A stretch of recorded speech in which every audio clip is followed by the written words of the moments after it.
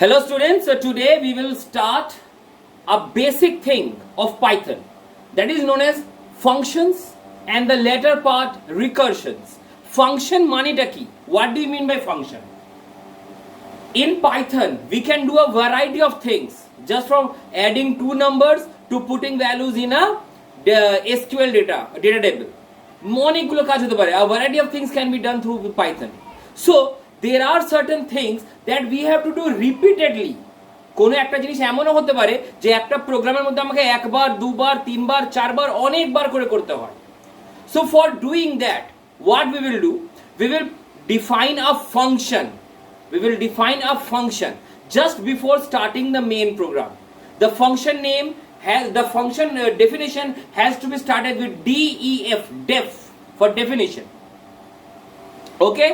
আর তারপর ওই পুরো প্রোগ্রাম ওই ফাংশনটা পুরো প্রোগ্রামে যতবার ইচ্ছা একবার দুবার তিনবার চারবার মাল্টিপল টাইমস আমি ওটাকে কল করতে পারি. যেমন ফর এক্সাম্পল আমি বোঝাচ্ছি. Suppose I have to find HCF of two numbers. This program has been already done by you by using while loop, for loop वगैरह वगैरह. अगर मान लो तुमको 3 नंबर का HCF निकालना है तो कैसे करोगे? सर 3 नंबर का HCF एक बार में तो नहीं निकलेगा, तो क्या करना पड़ेगा? सर 2 नंबर का HCF पहले निकालेंगे, जो आंसर निकलेगा उससे फिर 3rd नंबर का HCF निकालेंगे, फिर जो आंसर आया that is my final answer. मतलब HCF का काम तुमको 2 बार करना पड़ा इन योर प्रोग्राम, 2 बार लिखना पड़ा HCF का part.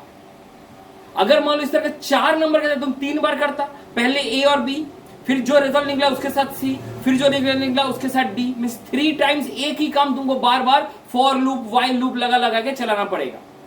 The program will get lengthy and your efforts will be in vain, useless हो जाएगा वो एफर्ट. एक ही काम बार बार क्यों करे? So what is the other way out of it? तो कैसे करे? तो सर फंक्शन बना के छोड़ देंगे ऊपर में और 3 बार सिर्फ फंक्शन का नाम लिखेंगे, ऑटोमेटिकली फिर मेरा HCF हो जाए. करेक्ट? हम एग्जांपल समझाएंगे. पहले मतलब यूज समझे, व्हाट इज द फंक्शन का यूज, कि जो काम हमको बार बार करना है प्रोग्राम में उसको बार बार ना लिख के उसको एक बार लिख देंगे एट द टॉप और प्रोग्राम में उसको सिर्फ कॉल करेंगे. करेक्ट? अब देखो फंक्शन कैसे लिखा जाता है. To write a function, Python functions.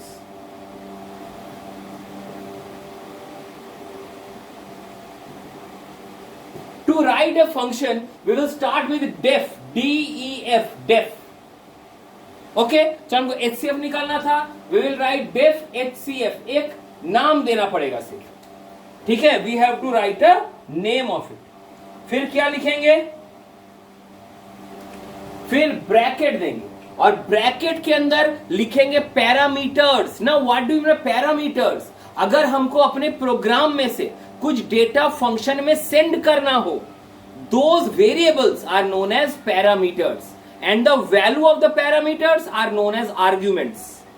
कतरा बोझो, the variable name जो हम लोग फंक्शन में लिखते हैं they are known as parameters, और हम मेन प्रोग्राम से जो डेटा को सेंड करेंगे they are known as arguments. तो हम यहाँ पे क्या पैरामीटर लिखेंगे? यहाँ पे पैरामीटर लिखेंगे, चलो 2 फंक्शन है, 2 है ना, तो A, B और x, y.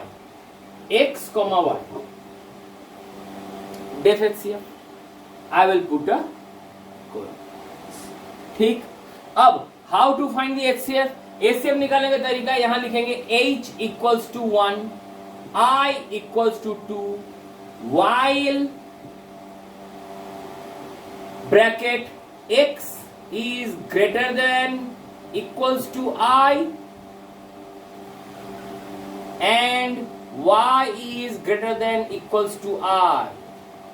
अगर ऐसा है, if happens, तो क्या करेंगे? फिर उसके अंदर नेक्स्ट पार्ट में घुसेंगे, फिर से लिखेंगे while x modulus I double equals to, oh sorry, not double, the x modulus I equals to 0 and y modulus I equals to 0. Okay. फिर यहां अगर ये सही है तो HCF equals to H into I and X equals to x by I y equals to y by r. मेरा ये while का काम खत्म। अगर ये नहीं हुआ तो यहां पे मतलब ये यहां से यहां तक, this is the first part, और ये पार्ट क्या लिखेंगे, i equals to i plus 1। Okay, completed हो गया। अब लास्ट में यहां पे क्या लिखेंगे, हाँ तो ये था मेरा फंक्शन डेफ। ये मेरा डेफ इस यहां से यहां तक चल रहा है। देखो ध्यान से देखो, ये डेफ मेरा यहां से शुरू हुआ है और ये मेरा इस फंक्शन का ही पार्ट है। लास्ट में जब सारा काम खत्म हो जाए, हम फंक्शन का पार्ट खत्म करेंगे बाय राइटिंग रिटर्न। ठीक है, क्या return,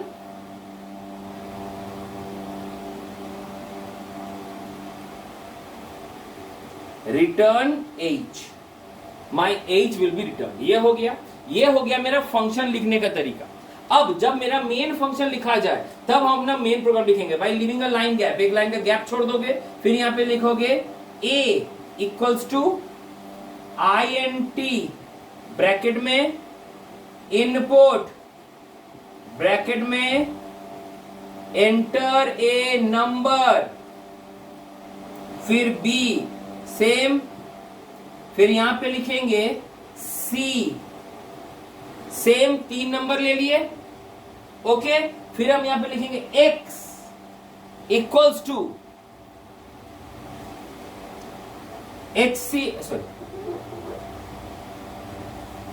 HCF of a comma b।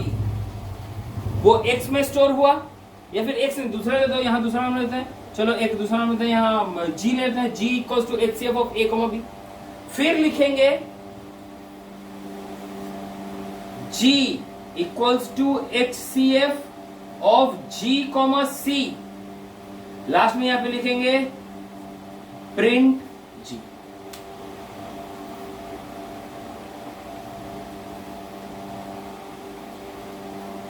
क्या हो रहा है यहां पे, ध्यान से देखो। This is the starting of the function def. I am repeating once again and again, def से हम लोग फंक्शन शुरू करते हैं। फिर क्या करना पड़ता है, फंक्शन का नाम देना पड़ता है, HCF is the name of the function. फिर क्या, you have to give the variables that has to be imported और that has to be taken from the program. These are known as parameters. Parameters, okay, यहां पे colon दिए means this the starting of my function. देखो ये मेरा function यहां तक था। ओके, यहां पे हम HCF का कैसे निकालते हैं, वो h इक्वल्स टू 1 है, यहां HCF जस्ट प्रोग्राम लिखे। लास्ट में जो HCF जो निकला वो h में स्टोर हो रहा है, h equals to h into i। हम क्या करते थे, h को प्रिंट करते थे। यहां पे क्या कर रहे हैं, रिटर्न एज। रिटर्न मतलब ये फंक्शन को बुलाया किसने था, फंक्शन को बुलाया था मेन प्रोग्राम ने, तो ये वापस मेरे मेन प्रोग्राम में आ जाना चाहिए। सो रिटर्न क्या करता है, जो वैल्यू कैलकुलेट होगा उसको मेन प्रोग्राम में वापस भेज दिया जाएगा। तो ये है रिटर्न का काम। तो हमने देखो यहाँ पे तीन वेरिएबल लिए हैं A B C, क्योंकि हमको यहाँ 3 नंबर का HCF निकालना है। 3 नंबर का HCF नहीं निकलता, 2 नंबर का HCF निकलता है। तो क्या किए हम लोग, पहले G is equal to HCF of A comma B। A comma B, A का जो वैल्यू था, B का जो वैल्यू था, उसको हम यहां से सेंड किए। These are known as arguments. These are known as arguments. ध्यान रहे, जितना सारा पैरामीटर है उतना सारा आर्गुमेंट सेंड करना है। अगर आप यहां पे 2 पैरामीटर रखे हैं तो 2 आर्गुमेंट सेंड करेंगे। अगर 2 से अधिक या 2 से कम भेजते हैं, that will generate an error. ठीक है, जितना सारा पैरामीटर डिक्लेयर करेंगे उतना ही आर्गुमेंट्स आपको सेंड करना है। तो क्या हो रहा है, हमने यहाँ पे A और B का जो भी वैल्यू लिया होगा वो A और B सेंड कर रहे हैं। कहां सेंड कर रहे हैं सर, HCF में। HCF में चला गया, यहां पे जो कैलकुलेशन था कैलकुलेशन हुआ। लास्ट में क्या रहेगा, रिटर्न एज। तो एज रिटर्न हुआ, वो कहां जाकर रिटर्न होगा, यहां से कॉल हुआ था, मतलब यहीं पे रिटर्न होगा, मतलब ये एज आके यहीं पे घुसेगा। ठीक है, मतलब ये एज का वैल्यू किसमें घुस गया, G में।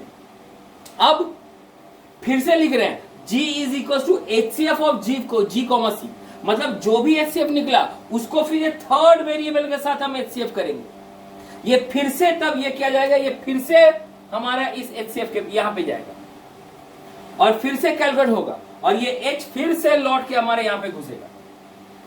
मतलब G में क्या हो जाएगा, HCF ऑफ G, मतलब हमको 3 वेरिएबल का हमने HCF निकाला, लेकिन 2 बार HCF का प्रोग्राम नहीं लिखना पड़ा, सिर्फ एक ही बार लिखना पड़ा, क्योंकि हमने सिर्फ 2 बार कॉल किया था और फंक्शन ऊपर में लिख दिए। ये है फंक्शन का फायदा, बार बार लिखने की जरूरत नहीं पड़ती। Function starts with def. Function के अंदर जो वेरिएबल्स लिखते हैं that is called parameters. Program में से जो वैल्यू सेंड करते हैं they are known as arguments.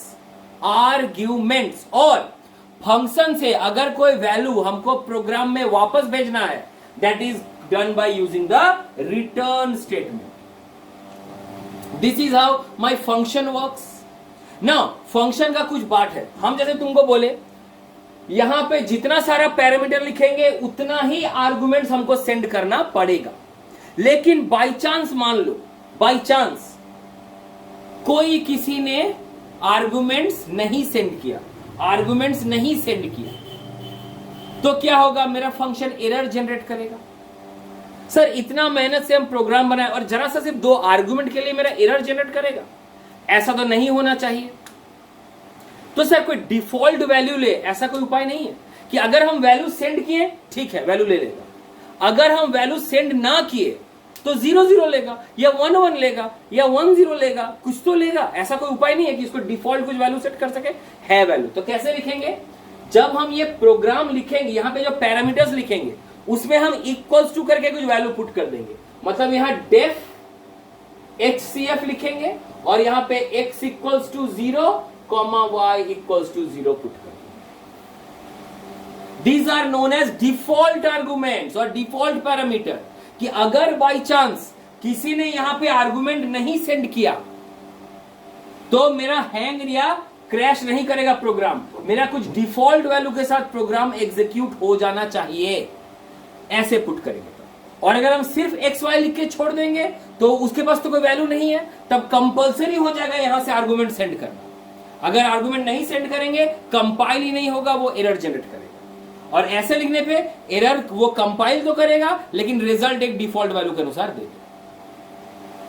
Correct.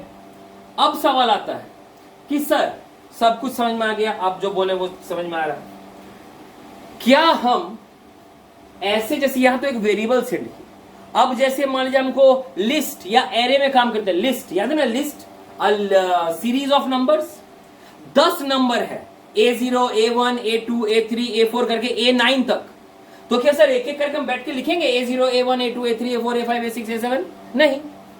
तो क्या करेंगे, हम लिस्ट क्रिएट करेंगे और लिस्ट को ही सेंड कर देंगे, ऐसे लिस्ट को ही ऐसे सेंड कर देंगे, वो डायरेक्टली यहां पे रिसीव हो जाएगा। हम बताते हैं कैसे होता है। Of a list, average of numbers in a list using a function, कैसे करेंगे, तो उसके लिए फंक्शन स्टार्ट होगा यूजिंग डेफ। चलिए नाम देते हैं AVGLIST, AVG list, average list. नाम कुछ भी हो सकता है, हम ऐसे ही नाम लिख रहे हैं सो दैट पहले बोले थे कि हमेशा वेरिएबल का नाम, फंक्शन का नाम ऐसा दो जिसको देख के ही समझ में आ जाए कि उसका काम क्या है ना, क्योंकि जब बड़ा प्रोग्राम होगा तब तुमको ये सोचना ना पड़े कि क्या नाम दे क्या नाम दे। ठीक है, तो डेफ AVG लिस्ट, यहां पे चलो हम लिस्ट का नाम दे दिए L। ओके, लिस्ट का नाम दे दिए L। मेरे यहां पे लिस्ट शुरू हुआ, करेक्ट। चलिए ये मेरा है, मेरा फंक्शन का पार्ट। यहां पे हम लिखते हैं n equals to L dot length. ठीक है, इसका कितना बड़ा लेंथ है यहां पे मालूम चल गया, करेक्ट। अब लिखेंगे फॉर I या for x in L, S is equals to S plus x। ये तो इसका काम था, खत्म, सम में सारा स्टोर हो गया। अब हम क्या लिखेंगे, now we will write 3106 S by n। S is the sum and n is the number of terms, तो ये सम हो गया। तो ये हो गया मेरा प्रोग्राम। अब इसको हम, ये हो गया मेरा फंक्शन, इसको प्रोग्राम में कैसे इंप्लीमेंट करें, तो यहां पे लिखना पड़ेगा, सबसे लिस्ट बनाओ, L इक्वल्स टू एक लिस्ट, ठीक है, हो गया। फिर यहां पे N equals to INT input enter number of items for I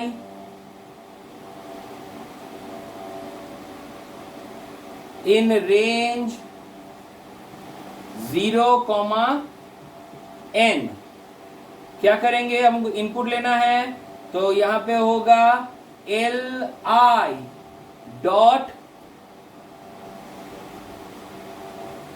append INT input, जो लिखते थे इनपुट लिखने का पार्ट, इनपुट ले लिए। नाउ हो गया, इनपुट का पार्ट तो खत्म। अब हमको यहाँ पे कॉल करना, कैसे कॉल करें, हमें पे लिखेंगे average x is equals to AVGLIST average list bracket में L। ये जो L हमने लिस्ट तैयार किया इसको सेंड कर दी, और तब क्या होगा, और लास्ट में यहाँ पे लिखेंगे प्रिंट x। ओके, तो यहाँ पे क्या हो रहा है, जैसे यहाँ पे लिस्ट तैयार हो गया, हम x इक्वल टू AVGL जैसे ये बोल रहे हैं, तो ये वाला L यहां से उठ के सीधे चला जा रहा है यहां पे, ठीक है। जो कैलकुलेशन हो रहा है लिस्ट के साथ वो हो जा रहा है, और लास्ट में रिटर्न, जैसे रिटर्न बोल रहा है ये वापस आके मेरे x में यहां पे घुस जा रहा है, ठीक है। समझ में कैसे लिस्ट का काम करते हैं, ये भी हो गया। लिस्ट को भी ऐसे हम इस्तेमाल कर सकते हैं। यहां पे क्या हो रहा है, यहां पे हम एक एक करके सारा लिस्ट इस्तेमाल कर दिए, लेकिन अगर मान लो हमको आर्बिट्ररी वैल्यूज देना है, what do you know arbitrary values, मतलब कुछ नंबर भी हो सकता है। लिस्ट में क्या होता है कि सारा नंबर ही होना चाहिए। अगर हम इंटीजर दे रहे तो सारा इंटीजर होगा, अगर कैरेक्टर दे रहे सारा कैरेक्टर होगा, अगर फ्लोट दे रहे तो सारा फ्लोट होगा। हमारा क्वेश्चन यहाँ पे कुछ अलग है। मान लो हमको एक स्टूडेंट का डेटा सेंड करना है, एक स्टूडेंट के डेटा में क्या क्या होता है, उसका नेम होगा, उसका रोल नंबर होगा, उसका मार्क्स होगा। Name will be in character, roll number will be in int, और मार्क्स होगा इन फ्लोट। हमको 3 अलग अलग डेटा सेंड करना है, तो कैसे सेंड करें यहां पे, बोल सकते हो। तो एक काम कर सकते हैं, सर 3 लिखेंगे हम यहाँ पे XYZ 3 अलग अलग, लेकिन कभी उससे ज्यादा भी कोई सेंड कर दे, उससे कम कोई सेंड करे। तो इसके लिए जब हमको पता नहीं कितना सारा डेटा सेंड करना है, और यह भी पता नहीं कि किस तरह का डेटा सेंड करना है, तो हम क्या यूज करेंगे, हम यूज करेंगे आर्बिट्ररी आर्गुमेंट्स। आर्बिट्ररी आर्गुमेंट्स वो कैसे यूज करते हैं, वो जो तो ऐसे डेफ, जैसे मान लो हमको चेक करना है def record, RECORD, def record, यहां पे स्टार देखे लिखते हैं L स्टार। दिस स्टार का मतलब है आर्बिट्ररी, हमको मालूम नहीं क्या सेंड कर रहे हैं।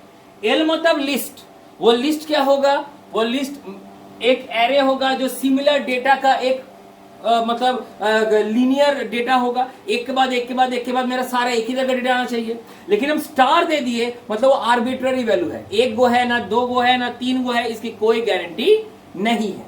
अब क्या करेंगे, प्रोग्राम लिखने की बारी। करेक्ट, हम यहां पे लिख लेंगे n is equals to L dot length, हमको पता लेना चाहिए कितना लंबा डेटा मिलेगा, ठीक है। फिर यहां पे यहां लिखेंगे, चलो मान लो प्रिंट, सॉरी हमको लूप चलाना नहीं है, हमको लूप चलाना है for I in range 0, n print L of I, ठीक है। यहां पे कुछ रिटर्न कर ही नहीं रहे हैं, मतलब हमको कुछ वापस चाहिए ही नहीं, ठीक है ना। अब हम जब फंक्शन लिखेंगे, फंक्शन लिखेंगे जब हम, ठीक है, तो जैसे मेरा मेन प्रोग्राम है, मान लो मेरा प्रोग्राम है, यहां पे प्रोग्राम लिख रहे हैं, एक मिनट देखो, हम यहां पे एक बार प्रोग्राम लिख रहे हैं, तो उसमें कुछ डेटा सेंड करेंगे, जैसे लाइक दिस,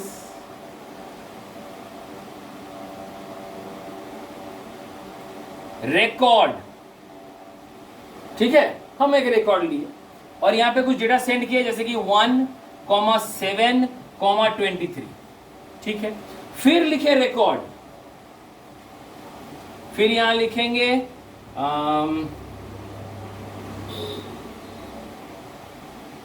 पाइथन जावा, फिर रिकॉर्ड लिखे,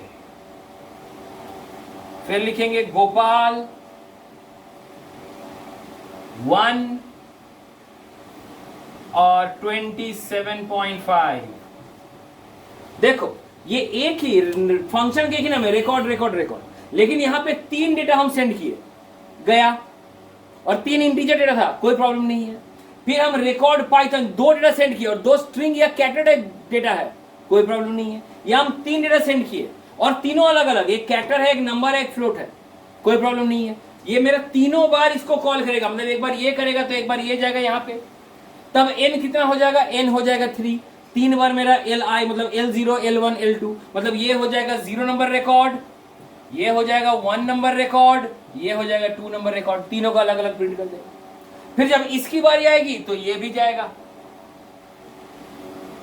ठीक है। तो ये यहां पे जाके ये भी इसलिए हो जाएगा 0 नंबर रिकॉर्ड, ये हो जाएगा 1 नंबर रिकॉर्ड, क्योंकि जितना सारा डेटा हम सेंड कर रहे हैं उसका लेंथ वो यहां पे कैलकुलेट कर ले रहा है और फिर जितना बार है उतना बार इसको प्रिंट कर दे रहा है, करेक्ट। तो ऐसे अगर हम स्टार लगा दें तो हम आर्बिट्रेरी मतलब कुछ भी डेटा सेंड हम कर सकते हैं। सो this is all about your functions, कि फंक्शन को कैसे इस्तेमाल किया जाता है, ठीक है, और फंक्शन का यूज क्या है, क्यों हम अपने प्रोग्राम में फंक्शन यूज करते हैं। जैसे अभी आप लोग को लग रहा हो कि फंक्शन बोल के सर सरदर्द बढ़ा दिए मेरा, क्यों सर फालतू, हम लोग का प्रोग्राम तो बहुत अच्छा रन कर रहा था, क्या जरूरत है ये सब करने का। थोड़ा सा और 2 दिन जाने दो, you will be given projects in your school.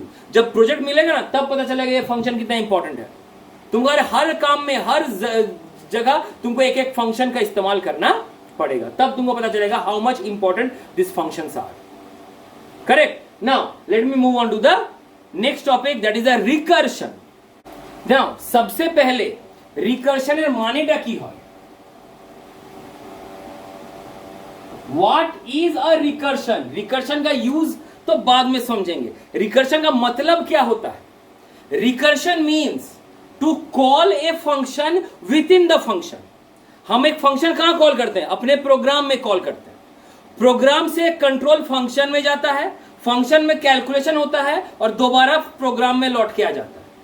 अगर मान लो उस प्रोग्राम उस फंक्शन में ही दोबारा उस फंक्शन को कॉल करे, that is called recursion, and that type of functions are known as recursive functions, ठीक है।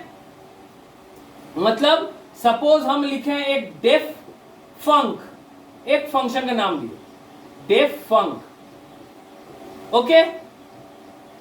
फिर यहां पे काम हो रहा है, मान लो यहां पे काम होते होते हम इस फंक को ही दोबारा कॉल कर रहे हैं, मतलब फंक्शन ही फंक्शन को कॉल कर रहा है। This kind of function is known as recursion और रिकर्सिव फंक्शन।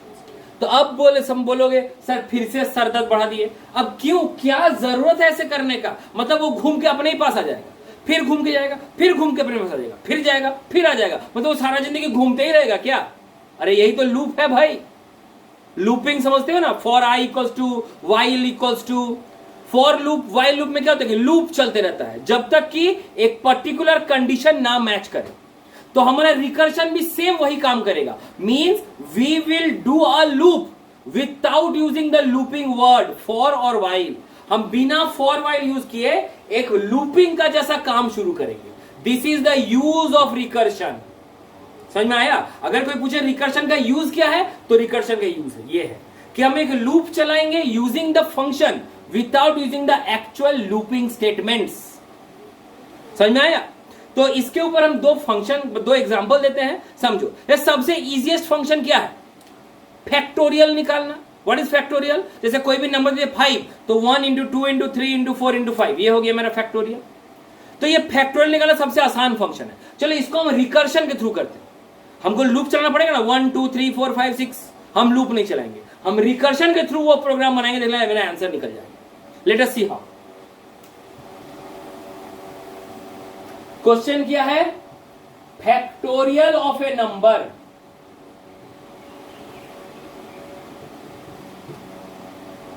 ठीक, चलो हम यहां पे लिखते हैं डेफ।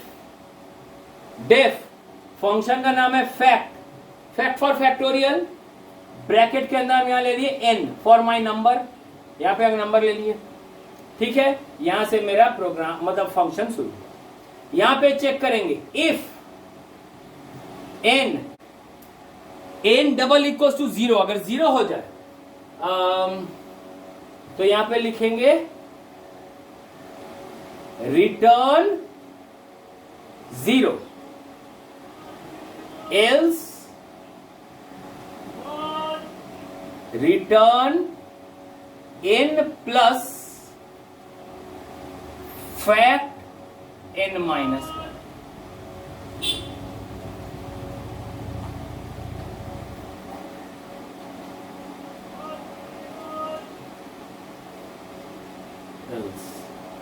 ठीक हो गया मेरा प्रोग्राम कंप्लीट। सर कैसे, अब देखो, अब इसको हम प्रोग्राम में यूज करेंगे। यहां पे n is equals to INT input enter a number, ठीक है, और यहां पे लिखेंगे f is equals to fact n। हो गया, ये मेरा मेन प्रोग्राम, ये मेरा फंक्शन। अब बताओ ये कैसे काम कर रहा है, समझो। देखो चलो मान लो हम लेते हैं n इक्वल टू 6, हम n 6 लिए, तो ये 6 क्या है, ये यहां से उठ के यहां तक गया, ठीक है, सॉरी यहां गया, यहां पे गया, यहां पे गया, मतलब यहां भी n का वैल्यू कितना है 6। तो is n equal to 0, n क्या 0 है, नहीं, n तो 0 नहीं है, तो क्या आएगा, एल्स रिटर्न करना है। क्या रिटर्न करेंगे सर, रिटर्न करेंगे हम रिटर्न करेंगे n प्लस, n मतलब 6 plus factorial of 5 n minus 1, मतलब ये वाला फिर से इसको कॉल कर रहा है, करेक्ट, चला गया। अब n का वैल्यू कितना है 5, ये n इक्वल टू 0 नहीं है, एल्स रिटर्न, फिर से रिटर्न बोल रहा, क्या इन रिटर्न तो अभी रिटर्न में ही है, मतलब यहां पे, मतलब ये क्या सेंड करेगा, ये अभी सेंड करेगा हमको 5 प्लस फैक्टोरियल ऑफ 4, है ना, n plus factorial of n minus 1। जैसे बोला मतलब ये 4 फिर से कॉल करके यहां गया, 4 इज इक्वल टू 0 ना, एल्स में आएगा return n is equal to, मतलब ये वाला क्या रिटर्न करेगा, ये रिटर्न करेगा 4 प्लस फैक्टोरियल ऑफ 3। इस तरह के देखो ये एक एक करके जाएगा, लास्ट में जब मेरा हो जाएगा 0 plus factorial of 0, sorry 1 plus factorial of 0, ये प्लस नहीं, सॉरी यहां पे एक गलती बोल दी है, यहां पे इनटू होना चाहिए, तब ना होगा, मेरा फैक्टोरियल में इनटू होता है ना, फैक्टोरियल में इनटू होता है, और यहाँ पे रिटर्न 0 नहीं, रिटर्न 1, हम प्लस करने के चक्कर में थे ना, ये प्लस नहीं इनटू होता है, तो इनटू में रिटर्न 0 करेंगे तो लास्ट में 0 इनटू हो जाएगा, तो गलत है, तो यहाँ पे 1, तो ये सब इनटू है, ठीक, ओके। तो जब 0 जाएगा मतलब मेरा सारा नंबर हो चुका है, या फिर 0 की जगह 1 ही कर देते हैं ना, इतना झमेला क्या, 1, चलो 1। जब अल्टीमेटली मेरा 1 जाएगा तो रिटर्न 1, मतलब यहीं पे खत्म हो जाएगा। जब 2 जाएगा, 2 प्लस फैक्टोरियल 1, 2 इंटू फैक्टोरियल 1, तो 1 होगा, जब 1 होगा वहीं पे ब्रेक कर जाएगा। तो देखो ना अल्टीमेटली क्या मिल रहा है, 6 into 5 into 4 into 3 into 2 into 1, क्योंकि लास्ट में रिटर्न 1 है, मतलब ये तो सिर्फ रिटर्न 1 करेगा। हमको मिल गया 6 into 5 into 4 into 3 into 2 into 1, यही है ना फैक्टोरियल। देखो हमने यहां फैक्टोरियल निकाल लिया, कहीं भी इफ या वाइल का यूज किए हैं, कहीं पे इफ या वाइल का यूज नहीं हो रहा, ये फंक्शन ही मेरा एक लूप का काम कर रहा है। This is the use of factorial function, sorry recursive function, and this process is known as recursion. चलो एक और एग्जांपल लेते हैं, सेम प्रोग्राम को यूजिंग रिकर्शन बनाते हैं। What was the question, find sum of all elements in a list, ठीक है, क्लियर। सुनो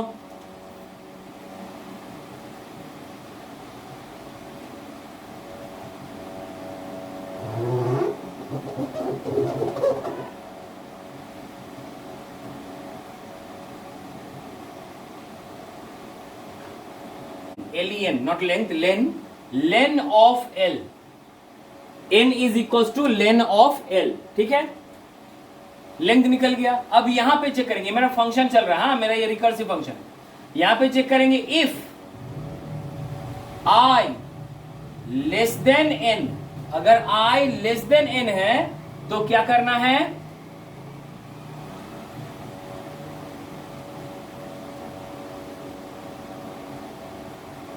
return L of I plus sum, bracket में यहां L कॉमा I प्लस 1, ठीक, एवरीथिंग इज ओके। और एल्स अगर ऐसा नहीं है तो रिटर्न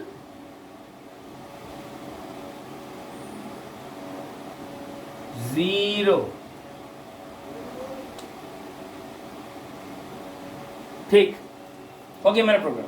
अब यहां पे चलिए हम यहां का प्रोग्राम, यहां पे मेन प्रोग्राम में लिखते हैं, यहां पे एक लिस्ट तैयार करेंगे L इक्वल्स टू ब्लैंक, ठीक है, या फिर L इक्वल्स टू, यहां पे कुछ डेटा डाली दो, 1, 2, 3, 4, 5, ये एक लिस्ट है।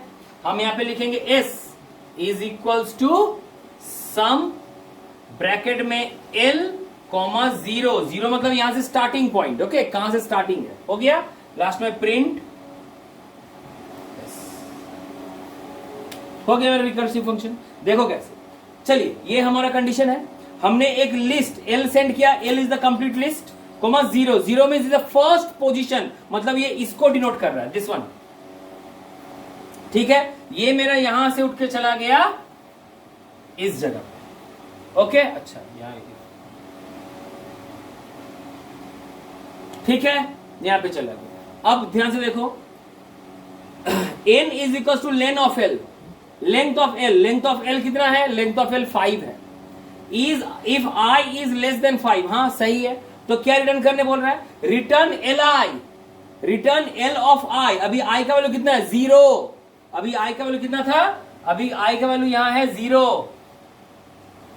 ठीक है, तो L ऑफ 0 क्या है, 1, मतलब ये रिटर्न करेगा 1 plus sum of L comma 1, क्योंकि I प्लस 1 हो गया, पहले I का वैल्यू यहां पे क्या था, यहां हम सम को कॉल कर रहे थे L कॉमा 0, मतलब 0 गया, लेकिन यहां भी कितना हो गया, L कॉमा 1, तो ये फिर से अभी ये मतलब ये फिर से यहां से कॉल करके इसके पास गया, I का वैल्यू तो 1 है, N equal to length of L, length of L कितना 5, I इज लेस देन 5, तो क्या जाएगा LI, LI मतलब I का वैल्यू, अभी I का वैल्यू 2, मतलब LI का वैल्यू ये 0 था, ये 0 पोजीशन, ये 1 पोजीशन, ये 2 पोजीशन, ये 3 पोजीशन, ये 4 पोजीशन, L ऑफ 1 क्या है 2, मतलब ये सेंड करेगा हमारा 2 प्लस सम L कॉमा 2, ठीक है, तो ये फिर से उसके पास जाएगा, फिर देखेगा I का वैल्यू 2 है, या I का वैल्यू 0 था, 0 के बाद 1 हुआ, 1 के बाद 2 हुआ, फिर देखेगा 2 इज लेस देन 5, फिर से यही काम करेगा। ये कब तक चलेगा, जब मेरा यहां पे हो जाएगा सम ब्रैकेट में L कॉमा 5, जब L कॉमा 5 होगा तब तो ये लेस देन नहीं होगा, इक्वल हो जाएगा, तब क्या रिटर्न करेगा, रिटर्न 0, मतलब ये रिटर्न करेगा 0, तो हमको क्या मिलेगा, ये फर्स्ट पोजीशन, मतलब L of 0, L of 1, L of 2 करके यहां लास्ट में सब ऐड हो जाएगा, तो हमको मिल गया सम, करेक्ट ना, ये रिटर्न हमको यहां पे मिलेगा, और ये कहां पे घुसेगा, S में, क्योंकि ये सारा रिटर्न तो ये इस S के लिए है, लास्ट में हम इसको प्रिंट कर दें, ठीक, तो this is how my recursion works. Recursion का प्रोग्राम या रिकर्शन का जो फंक्शन है वो ऑर्डिनरी फंक्शन से थोड़ा सा डिफरेंट होगा, क्योंकि वहां पे अलग तरीके से हमको, जैसे हमको ये 0 लिखना पड़ा, हमको वहां पे सिर्फ ये लिस्ट लिख देने से काम हो जाता, क्योंकि वहां पे हम लूप चला रहे थे, देखो यहां पे कहीं लूप का यूज नहीं किया, that is the use of recursion. Recursion के ऊपर कोई भी जो प्रोग्राम लूप से बनाते हैं वो प्रोग्राम हम रिकर्शन के थ्रू यहां भी बना सकते हैं, correct. So this is how my functions, recursive functions work. और रिकर्शन के ऊपर सबसे अच्छी बात यह है कि तुमको ज्यादा वैरायटी ऑफ क्वेश्चंस नहीं देता, जरा सा ही वैरायटी है, ज्यादा तुमको ज्यादा बढ़ा चढ़ा के हार्ड या ऐसा क्वेश्चन नहीं देता, सिंपल क्वेश्चन ही देते हैं, लेकिन जो प्लेन फंक्शंस है उसके ऊपर सारे वैरायटी ऑफ क्वेश्चंस पुट किया जा सकता है। So this is the end of the class, hope you understood it. अगर किसी भी तरह का प्रॉब्लम कहीं भी लगे, feel free to contact me any time. Thank you.